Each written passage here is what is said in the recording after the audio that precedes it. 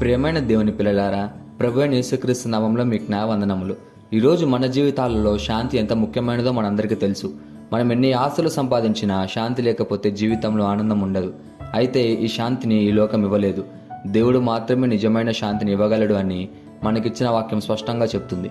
ఈరోజు దేవుని వాగ్దానము యోహాను సువార్త 14:27 యోహాను సువార్త 14:27 వాక్యం ఇలా ఉంది: శాంతి మీకు అనుగ్రహించి వెళుచున్నాను, నా శాంతినే మీకు అనుగ్రహించుచున్నాను. లోకం ఇచ్చినట్టుగా నేను మీకు అనుగ్రహించలేదు. మీ హృదయమును కలవడపరనీయకుడి, వెరవనీయకుడి అని. ఈ వాక్యాన్ని యేసయ్య తన శిష్యులకు సిలువలో ప్రాణం పెట్టే ముందు చెప్పారు. శిష్యులు భయంతో ఉన్నారు. యేసయ్య వెళ్ళిపోతున్నాడు, భవిష్యత్తు వారికి అర్థం కావట్లేదు.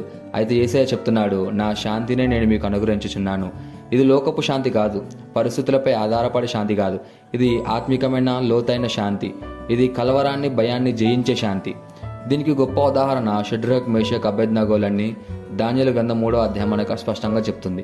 బబులోనులో రాజైన నెబుకద్నెజరు ఒక గొప్ప విగ్రహాన్ని నిర్మించాడు. అతడు ప్రజలందరినీ ఆ విగ్రహానికి నమస్కరించమని ఆదేశించాడు. ఎవరైనా నమస్కరించకపోతే నిప్పుల గొయ్యిలో వేస్తాడని హెచ్చరించాడు. అయితే షడ్రక్, మేషక్, అబేద్నెగోలు ఈ ముగ్గురు యువకులు భయపడలేదు. వారు ఎందుకు నమస్కరించలేదు అంటే, మొదటిగా వారు దేవుని ఆజ్ఞను ఉల్లంఘించలేరు. రెండోదిగా వారు దేవునిపై పూర్తి విశ్వాసంతో ఉన్నారు. రాజు వారిని అగ్నిగుండంలో వేయమన్నాడు. వారిని వేశారు.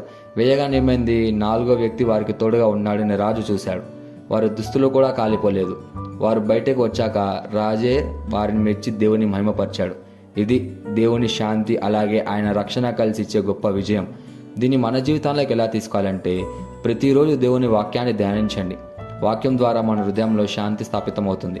రెండోదిగా ఆత్మీయ ప్రార్థనలో జీవించండి. దేవుని సన్నిధిలో గడిపిన ప్రతి క్షణం శాంతినిస్తుంది. మూడోదిగా మీ అవసరాలను ఆయనకు అప్పగించండి. ఫిలిప్పీలకు రాసిన పత్రిక 4:6 ప్రకారం మీకు ఏమి కావాలో ప్రార్థన ద్వారా ఆయనకు తెలియజేయండి. ఆయన శాంతి మీ హృదయాన్ని కాపాడుతుంది. ఇంకా అలాగే నమ్మకంతో జీవించండి. ఈ వాగ్దానాన్ని మనం స్వతంత్రించలాగున మనం ప్రార్థన చేద్దాం. మమ్మల్ని మిక్కిలిగా ప్రేమించిన ప్రియ పరలోకపు తండ్రి, నీకే కృతజ్ఞతాస్తుతులు, వందనాలు చెల్లించుకుంటున్నాం ప్రభువా. ఈరోజు నీ వాగ్దానంలో నా శాంతిని నేను మీకు ఇస్తున్నాననే మాటలు మా హృదయాలను తాకింది.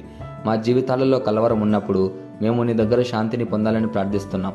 మా హృదయాలను భయాల నుండి విముక్తి చేయుము. మా ఆలోచనలకు స్థిరత్వాన్ని ఇవ్వము. ప్రతి పరిస్థితిలో నీ శాంతిని అనుభవించే ఆశీర్వాదాన్ని మాకు అనుగ్రహించమని ప్రార్థిస్తూ యేసుక్రీస్తు నామములో అడుగుచున్నాము తండ్రి, ఆమేన్.